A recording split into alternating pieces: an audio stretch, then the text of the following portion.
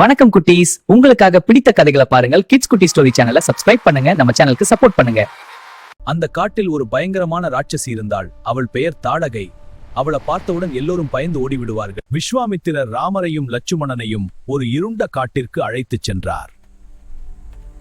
அங்கு தாடகை என்ற ராட்சசி வாழ்ந்து வந்தாள். அவள் மிகுந்த சக்தி கொண்டவள். அவள் மிகவும் கொடியவள். அவளை பார்த்தால் யாரும் உயிருடன் தப்பிக்க முடியாது.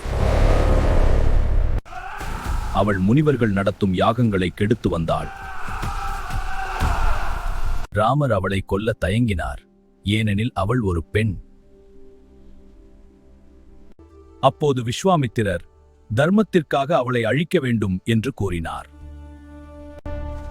தாடகை வதம் செய்ய ராமர் தன்னுடைய வில்லை கையில் எடுத்தார். ராமரை எதிர்முனையில் தாடகை கோபமாக தாக்கினாள். இருவருக்கும் சண்டை நீடித்தது. இறுதியில் ராமர் தனது தெய்வீக அம்பால் தாடகையை வதம் செய்தார்.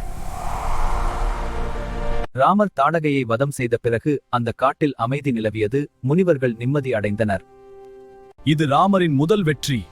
ஆனால் இதற்கு பிறகு இன்னும் பெரிய சவால்கள் காத்திருக்கின்றன.